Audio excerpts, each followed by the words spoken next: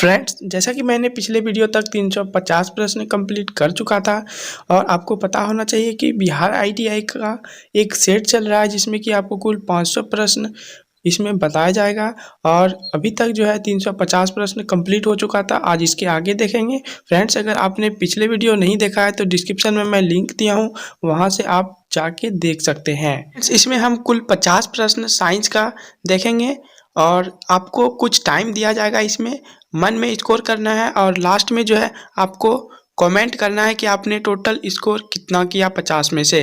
तो फ्रेंड्स, अगर आप हमारे चैनल पे पहली बार आए तो हमारे चैनल को सब्सक्राइब कर लें और बेल आइकन को प्रेस कर दें ताकि बिहार आईटीआई से कोई भी इंफॉर्मेशन हो तो आपको सबसे पहले पहुंचे। तो चलिए यहाँ पे हम जो देखेंगे, जो हमारे पास प्रश्न है, देखिए यहाँ पे हमारे पास जो प्रश्न कह रहा है, लाल मिट्टी का लाल रंग होता है क्योंकि उसमें पाया जाता है। तो लाल मिट्टी का जो लाल रंग होता है उसमें क्या पाया जाने के कारण लाल हो जाता है? तो बताइए, आपके पास 4 ऑप्शन दिया गया है, इसमें से राइट आंसर क्या होगा?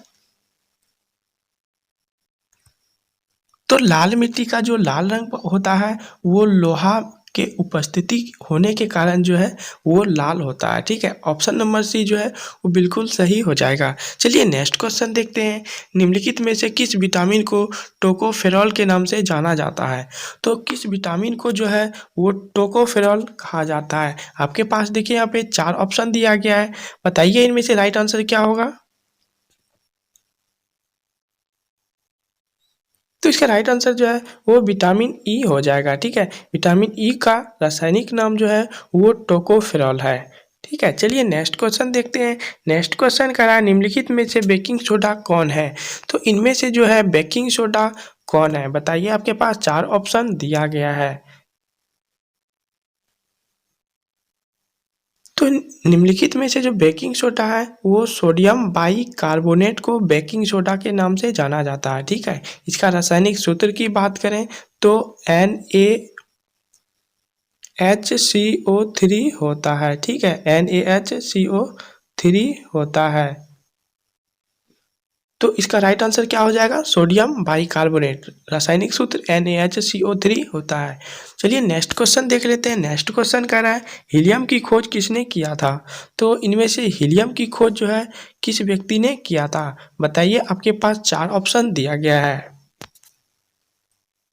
तो हीलियम की खोज जो है वो लोकेयर ने किया था। ऑप्शन नंबर बी जो है वो बिल्कुल सही हो जाएगा। ठीक है, चलिए नेक्स्ट क्वेश्चन देखते हैं। नेक्स्ट क्वेश्चन कह रहा है, निम्नलिखित में से सेरेड लेड है, तो इनमें से सेरेड लेड कौन सा है? आपके पास देखिए यहाँ पे 4 ऑप्शन है, बताइए इनमें से राइट आंसर क्या होगा? तो सेरेड लेड जो है वो Pb3O4 को सेरेड लेड कहा जाता है। ऑप्शन नंबर सी जो है बिल्कुल सही हो जाएगा। तो फ्रेंड्स, आप देख सकते हैं ऐसे ही बिहार आईटीआई में आपको जो है क्वेश्चन साइंस से रिलेटेड देखने को मिलेंगे।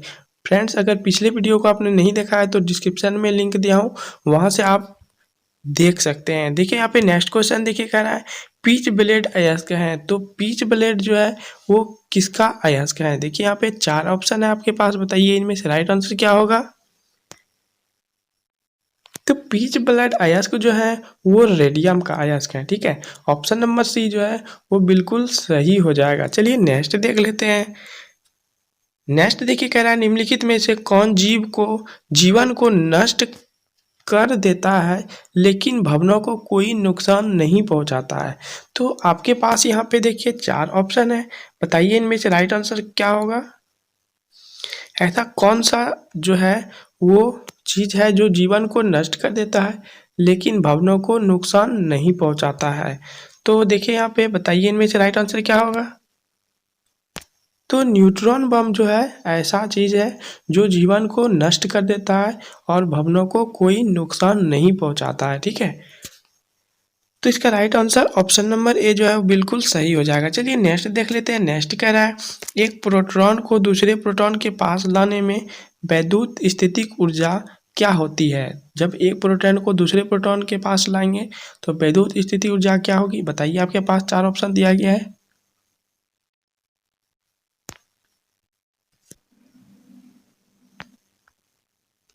तो एक प्रोटॉन को दूसरे प्रोटॉन के पास लाने में जो है वो वैद्युत स्थितिज ऊर्जा अपवर्तित रहती है, ना तो घटती है ना तो बढ़ती है। ऑप्शन नंबर ए जो है वो बिल्कुल सही हो जाएगा। ठीक है, चलिए नेक्स्ट क्वेश्चन देख लेते हैं।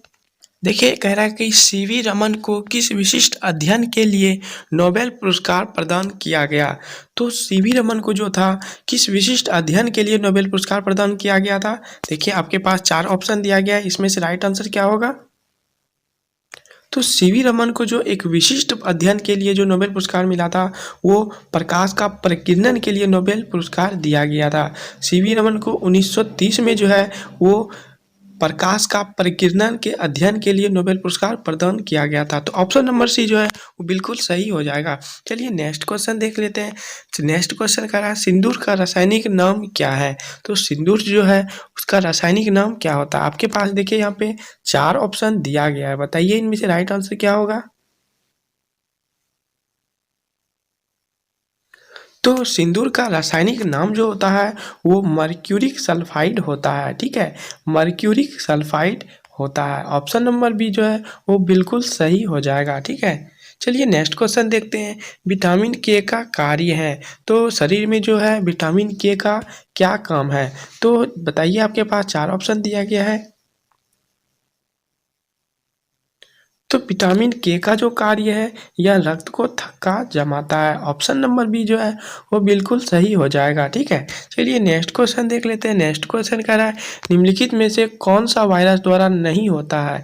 तो इनमें से कौन सा बीमारी जो है वो वायरस द्वारा नहीं होने वाला है। तो बताइए आपके पास 4 ऑप्शन दिया गया है। तो निम्नलिखित में से बीमारी जो है वो वायरस द्वारा नहीं होने वाला है एथलीट फूड। एथलीट फूड जो है यह वायरस के द्वारा नहीं होता है और बाकी जो है वो सभी वायरस के द्वारा होने वाला रोग है। ठीक है, तो इसका right answer option number D जो है बिल्कुल सही हो जाएगा। चलिए नेक्स्ट क्वेश्चन देखते हैं।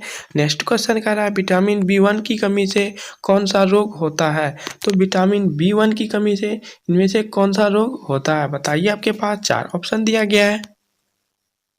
तो विटामिन B1 की कमी से जो है वो बेरी रोग होता है। ऑप्शन नंबर सी जो है वो बिल्कुल सही हो जाएगा। चलिए नेक्स्ट क्वेश्चन देखते हैं।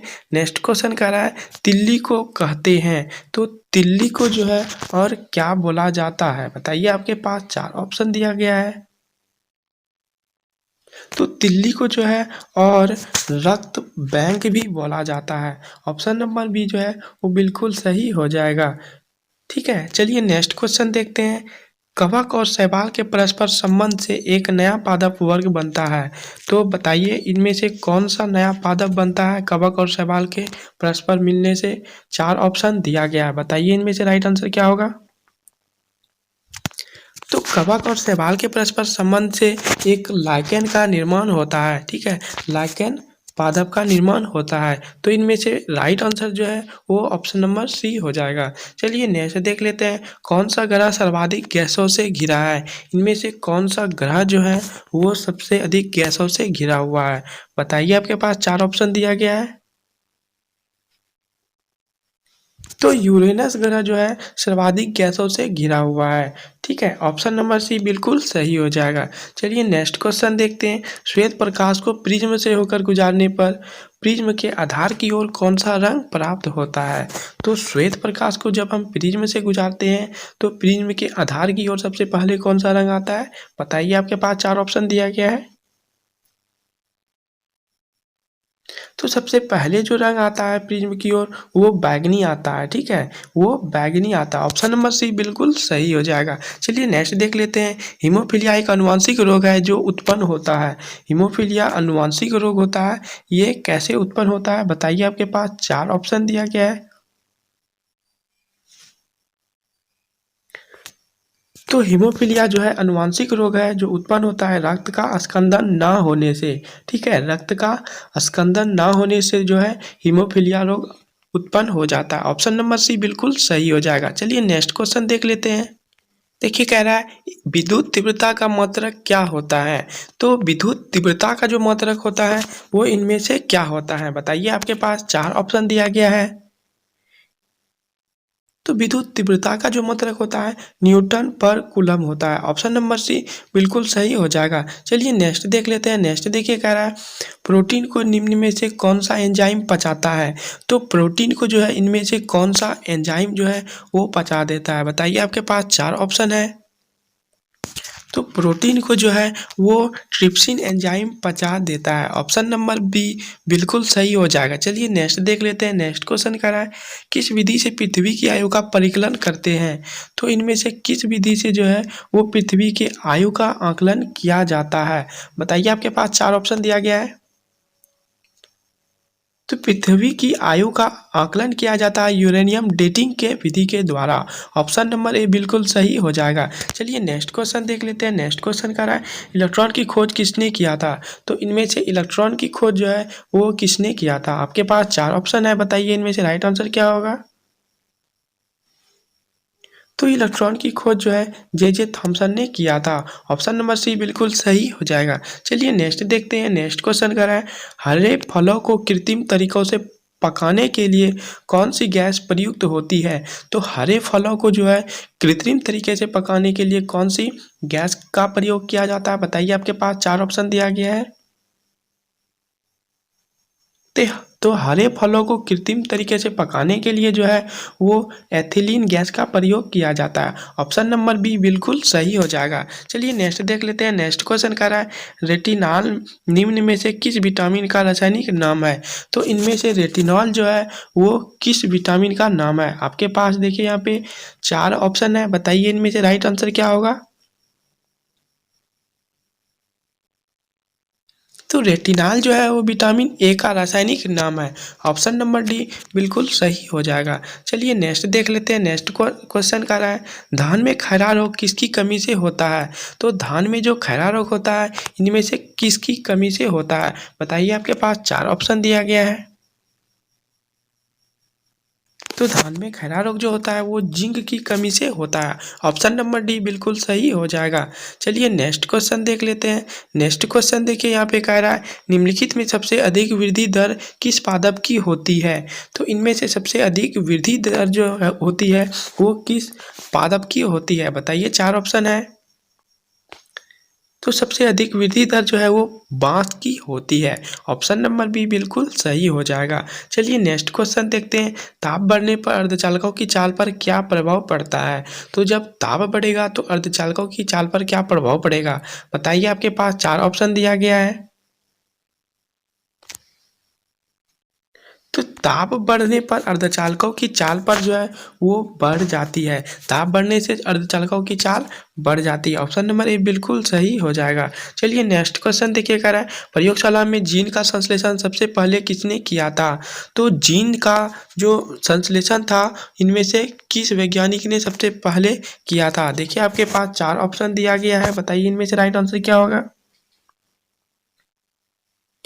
तो जीन का संश्लेषण सबसे पहले जो है वो हरगोविंद खुराना ने किया था।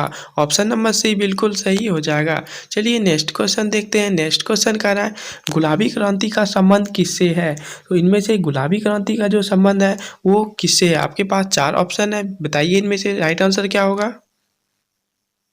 तो गुलाबी क्रांति का संबंध जो है झींगा मछली के उत्पादन से है। ठीक है, ऑप्शन नंबर ए बिल्कुल सही हो जाएगा। चलिए नेक्स्ट क्वेश्चन देख लेते हैं। देखिए यहाँ पे कह रहा है मेरी कल्चर में किसका उत्पादन किया जाता है। तो मेरी कल्चर में जो है किसका उत्पादन किया जाता है। आपके पास 4 ऑप्शन दिया गया है। बताइए इनमें से राइट आंसर क्या होगा। तो मेरी कल्चर में जो है उत्पादन किया जाता है समुद्री जीवों का। ऑप्शन नंबर बी जो बिल्कुल सही हो जाएगा। चलिए नेक्स्ट क्वेश्चन देखते हैं। नेक्स्ट क्वेश्चन देखिए यहाँ पे कह रहा है निम्न में कौन सा ग्रह सबसे अधिक गैसों से घिरा है। तो इनमें से कौन सा ग्रह जो है वो सबसे अधिक गैसों से घिरा हुआ है। बताइए, आपके पास 4 ऑप्शन दिया गया है। इनमें से राइट आंसर क्या होगा। तो सबसे अधिक गैसों से घिरा होने वाला ग्रह है यूरेनस ग्रह। ऑप्शन नंबर सी बिल्कुल सही हो जाएगा। चलिए नेक्स्ट क्वेश्चन देखते हैं। टॉर्चों में सेलों को किस समूह में रखा जाता है। टॉर्च में जो सेल होते हैं उसे किस समूह में रखा जाता है। बताइए, आपके पास 4 ऑप्शन दिया गया है। इनमें से राइट आंसर क्या होगा। तो टॉर्च के सेलों को जो है वो श्रेणी क्रम समूह में रखा जाता है, ठीक है, वो श्रेणी क्रम समूह में रखा जाता है। ऑप्शन नंबर बी बिल्कुल सही हो जाएगा। चलिए नेक्स्ट क्वेश्चन देखते हैं। नेक्स्ट क्वेश्चन कह रहा है टिक्का रोग किस फसल से संबंधित है? तो टिक्का रोग जो होता है वो इनमें से किस फसल से संबंधित है? बताइए इनमें से राइट आंसर क्या होगा। आपके पास 4 ऑप्शन है। तो टिक्का नमक रोग जो है वो मूंगफली से संबंधित है। ऑप्शन नंबर बी बिल्कुल सही हो जाएगा। ठीक है, चलिए नेक्स्ट क्वेश्चन देखते हैं। नेक्स्ट क्वेश्चन कह रहा है स्नेहबार किसका खनिज है? तो इनमें से स्नेहबार जो है वो किसका खनिज है? बताइए, आपके पास 4 ऑप्शन दिया गया है। तो स्नेहबार जो है वो पारा का खनिज है। ऑप्शन नंबर डी बिल्कुल सही हो जाएगा। ठीक है, चलिए नेक्स्ट क्वेश्चन देखते हैं। डायनेमो किस सिद्धांत पर कार्य करती है? तो डायनेमो जो है वो इनमें से किस सिद्धांत पर कार्य करती है? बताइए, आपके पास 4 ऑप्शन है, बट इनमें से राइट आंसर क्या होगा? तो डायनेमो जो है वो विद्युत चुंबक प्रेरण के सिद्धांत पर काम करती है। ऑप्शन नंबर डी बिल्कुल सही हो जाएगा। चलिए नेक्स्ट देखते हैं। प्रोटीन को निम्न में कौन सा एंजाइम पचाता है? तो इनमें से प्रोटीन को जो है कौन सा एंजाइम पचा देता है? बताइए, आपके पास 4 ऑप्शन दिया गया है, इनमें से राइट आंसर क्या होगा? तो प्रोटीन को पचाने वाला एंजाइम जो है वो ट्रिप्सिन है। ऑप्शन नंबर बी बिल्कुल सही हो जाएगा। चलिए नेक्स्ट देखते हैं। तो देख सकते हैं फ्रेंड्स, ऐसे ही बिहार ITI में आपको जो है साइंस से कुल 50 प्रश्न पूछेंगे। और अगर आपने पिछले वीडियो को नहीं देखा है तो डिस्क्रिप्शन में लिंक दिया हूँ, या फिर प्रीवियस ईयर भी आपको डिस्क्रिप्शन में लिंक दिया हूँ, वहाँ से देख सकते हैं। अगर आप हमारे चैनल पर नए हैं तो हमारे चैनल को सब्सक्राइब कर लें और बेल आइकन को प्रेस कर दें। तो यहाँ पे नेक्स्ट क्वेश्चन देखिए, कह रहा है बादलों पर किस रसायन का छिड़काव कर कृत्रिम वर्षा कराई जाती है? तो बादलों पर जो है किस रसायन का छिड़काव करने के बाद जो है कृत्रिम वर्षा होता है? तो बताइए उस रसायन का नाम क्या है? तो इसका राइट आंसर जो है वो सिल्वर आयोडाइड के कारण जो है बादलों पर कृत्रिम रूप से छिड़काव कर जो है कृत्रिम वर्षा कराई जाती है। इसका right answer option number C बिल्कुल सही हो जाएगा। चलिए नेक्स्ट देखते हैं। निम्न में सबसे कौन कठोर है? इनमें से जो है कौन सबसे कठोर है? बताइए, आपके पास 4 ऑप्शन दिया गया है, इसमें से राइट आंसर क्या होगा? तो सबसे कठोर जो है प्रकृति में वो हीरा है। ऑप्शन नंबर सी बिल्कुल सही। चलिए नेक्स्ट देखते हैं। नेक्स्ट क्वेश्चन कह रहा है पत्तियों में बना खाद्य पौधों के विभिन्न अंगों में किसके द्वारा पहुंचाया जाता है? तो पत्तियों में जो खाद्य पदार्थ जो बनता है भोजन, वो पौधों के विभिन्न अंगों तक किसके द्वारा पहुंचाया जाता है? बताइए, आपके पास 4 ऑप्शन दिया गया है। तो पत्तियों में बना खाद्य पदार्थ जो है पौधों के विभिन्न अंगों में पहुंचाया जाता है फ्लोएम के द्वारा। ऑप्शन नंबर डी बिल्कुल सही हो जाएगा। ठीक है, फ्लोएम के द्वारा ये जो है क्या करता है, पौधे के हर एक हिस्से में पहुंचाया जाता है भोजन को। ऑप्शन नंबर डी बिल्कुल सही। चलिए नेक्स्ट देखते हैं। नेक्स्ट क्वेश्चन करा है प्रकाश संश्लेषण किस प्रकार के प्रकाश में सबसे अधिक होता है? तो प्रकाश संश्लेषण की क्रिया जो होती है वो किस प्रकार के प्रकाश में सबसे अधिक होती है? आपके पास यहाँ पे देखिए 4 ऑप्शन दिया गया, बताइए इनमें से राइट आंसर क्या होगा? तो प्रकाश संश्लेषण की जो प्रक्रिया होती है सबसे अधिक, वो लाल प्रकाश में सबसे अधिक होता है। ऑप्शन नंबर बी जो है बिल्कुल सही। चलिए नेक्स्ट देखते हैं। नेक्स्ट क्वेश्चन देखिए। देखिए क्वेश्चन कह रहा है प्रोटीन के विघटन द्वारा निर्माण होता है। तो प्रोटीन के विघटन होने से किसका निर्माण होता है? आपके पास देखिए यहाँ पे 4 ऑप्शन दिया गया, बताइए इनमें से राइट आंसर क्या होगा? तो प्रोटीन के विघटन द्वारा जो है अमीनो अम्ल का निर्माण होता है। ऑप्शन नंबर डी बिल्कुल सही हो जाएगा। चलिए नेक्स्ट क्वेश्चन देखते हैं। नेक्स्ट क्वेश्चन कह रहा है सोयाबीन में प्रोटीनों की मात्रा कितनी प्रतिशत होती है? तो सोयाबीन में जो है प्रोटीन की मात्रा कितनी प्रतिशत पाया जाता है? बताइए, इसमें से राइट आंसर क्या होगा? तो सोयाबीन में जो प्रोटीन की मात्रा होती है वो बिल्कुल 40% पाया जाता है। ऑप्शन नंबर सी बिल्कुल सही हो जाएगा। चलिए नेक्स्ट क्वेश्चन देखते हैं। नेक्स्ट क्वेश्चन कर रहा है शुष्क वातावरण में उगने वाले पौधों को क्या कहा जाता है? तो शुष्क वातावरण में जो उगते हैं पौधे, उस पौधों को क्या कहा जाता है? बताइए इनमें से राइट आंसर क्या होगा? तो शुष्क वातावरण में उगने वाले पौधे को जो है जेरोफाइट कहा जाता है। ऑप्शन नंबर डी बिल्कुल सही हो जाएगा। चलिए नेक्स्ट क्वेश्चन देखते हैं। नेक्स्ट क्वेश्चन देखिए कह रहा है सोल्डर किसका मिश्र धातु है? तो इनमें से सोल्डर जो है किसका मिश्र धातु है? बताइए इनमें से राइट आंसर क्या होगा? तो टीन एवं सीसा का जो मिश्र धातु है वो सोल्डर है। ऑप्शन नंबर सी जो है वो बिल्कुल सही हो जाएगा। ठीक है। सोल्डर किसका मिश्र धातु पाया जाता है? तो टीन एवं सीसा का, टीन और सीसा को मिलाकर सोल्डर का निर्माण किया जाता है। ऑप्शन नंबर सी बिल्कुल सही। चलिए नेक्स्ट क्वेश्चन देखते हैं। नेक्स्ट क्वेश्चन कह रहा है प्रकाश संश्लेषण की क्रिया में बाहर निकलता है। तो प्रकाश संश्लेषण की जो क्रिया होती है उसमें से क्या बाहर निकलता है? आपके पास यहाँ पे 4 ऑप्शन दिया गया है, बताइए इनमें से राइट आंसर क्या होगा? तो प्रकाश संश्लेषण की जो क्रिया में बाहर निकलती है वो होता है ऑक्सीजन। ऑप्शन नंबर बी बिल्कुल सही हो जाएगा। ठीक है, चलिए नेक्स्ट क्वेश्चन देखते हैं। नेक्स्ट क्वेश्चन कह रहा है आंसुओं में कौन सा पदार्थ घुला रहता है? तो आंसुओं में जो है वो कौन सा पदार्थ घुला रहता है, बताइए इनमें से राइट आंसर क्या होगा? तो आंसुओं में घुला जाने वाला पदार्थ जो है वो लाइसोजाइम है। आंसुओं में ये घुला रहता है, लाइसोजाइम। ऑप्शन नंबर बी बिल्कुल सही हो जाएगा। चलिए नेक्स्ट क्वेश्चन देखिए, कह रहा है रेफ्रिजरेटर में ताप का नियंत्रण कौन करता है? तो रेफ्रिजरेटर में जो ताप का नियंत्रण है वो इनमें से कौन करता है, बताइए। आपके पास 4 ऑप्शन दिया गया है, इनमें से राइट आंसर क्या होगा? तो रेफ्रिजरेटर में ताप का जो नियंत्रण करता है वो फ्रीऑन गैस करती है। ऑप्शन नंबर डी जो है वो बिल्कुल सही हो जाएगा। चलिए नेक्स्ट क्वेश्चन देखते हैं। रासायनिक प्रयोग में उपयोग होने वाला लिटमस कागज किससे बनाया जाता है? तो रासायनिक प्रयोग में जो है उपयोग होने वाला लिटमस कागज इनमें से किससे बनाया जाता है, बताइए इनमें से राइट आंसर क्या होगा? तो रासायनिक प्रयोग में उपयोग होने वाला लिटमस कागज जो है वो लाइकेन से बनाया जाता है। ऑप्शन नंबर बी बिल्कुल सही हो जाएगा। चलिए नेक्स्ट क्वेश्चन देखते हैं। नेक्स्ट क्वेश्चन देखिए, कह रहा है ऑपरेशन थिएटर में किसी रोगी को बेहोश करने के लिए निषेधक के रूप में किसका इस्तेमाल किया जाता है? तो देखिए यहाँ पे 4 ऑप्शन है, बताइए इनमें से राइट आंसर क्या होगा? तो ऑपरेशन थिएटर में किसी रोगी को बेहोश करने के लिए निषेचन के रूप में इस्तेमाल किया जाने वाला जो पदार्थ है वो नाइट्रस ऑक्साइड है। ठीक है, वो नाइट्रस ऑक्साइड है। ऑप्शन नंबर सी वो बिल्कुल सही हो जाएगा। चलिए नेक्स्ट देख लेते हैं और इस वीडियो का अंतिम क्वेश्चन देखिए, प्रोटीन संश्लेषण में कितने अमीनो अम्ल की आवश्यकता होती है?